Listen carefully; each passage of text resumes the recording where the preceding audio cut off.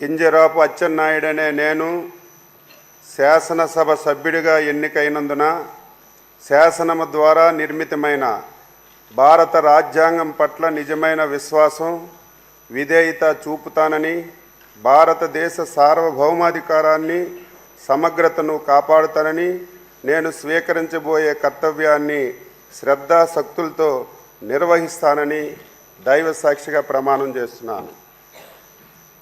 ఆంధ్రప్రదేశ్ శాసనసభ సభ్యుడినైన కింజరాపు అచ్చెన్నాయుడనే నేను సభా నియమాలకు కట్టుబడి ఉంటానని, వాటిని అనుసరిస్తానని, సభా మర్యాదలను పాటిస్తానని, సాంప్రదాయాలను గౌరవిస్తానని దైవ సాక్షిగా ప్రమాణం చేస్తున్నాను.